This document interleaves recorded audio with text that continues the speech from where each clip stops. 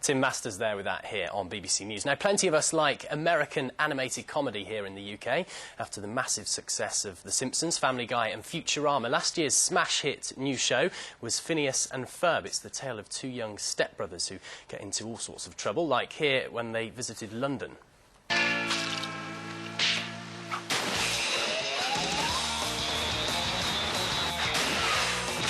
It's a new world record! Mom's gonna flip when she hears about this.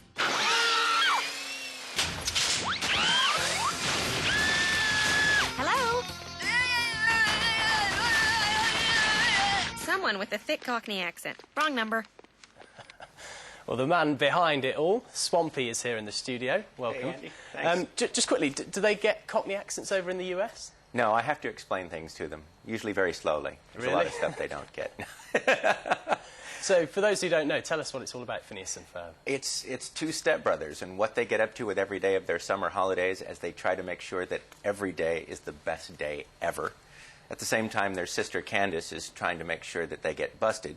Not because she hates them or anything, it's just she thinks if she did the same kind of crazy stuff that they did, she would get in trouble. And it's only fair that if she would, that they should. And at the same time, they have a pet platypus named Perry, who most of the time is just a mindless platypus. Platypus. And then when they're not looking, he whips a fedora on and becomes a secret agent who every day fights the evil Dr. Doofenshmirtz, a brilliant evil scientist with poor planning skills who's trying to take over the tri-state area. So, you know, it's just another one of those kind of shows. I said there you're the man behind it because you've got so many different roles, haven't you? I think you're the writer, you're obviously the producer, and you're the voice of one of the characters. Yep. There's actually two of us, myself and my partner Dan Povenmire, who's probably, without a doubt, the most talented man I've ever worked with in this biz. And between the two of us, we write the show with the help of a great team of writers, but we're involved in that. We both do voices. I do Major Monogram, who's the gentleman who gives Perry the Platypus his mission every week to stop Doofenshmirtz.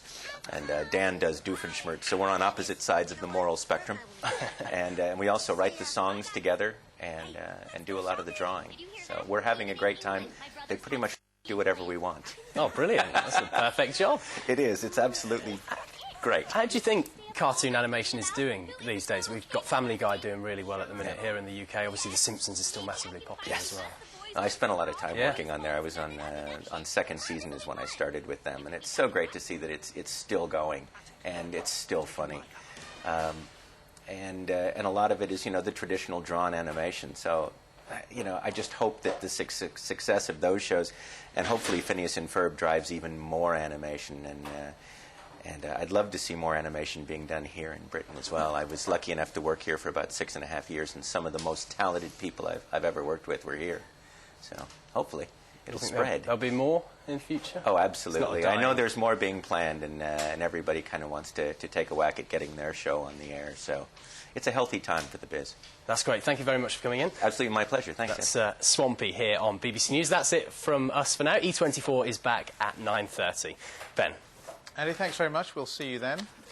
Now, it's time to take a look at the business news of the day.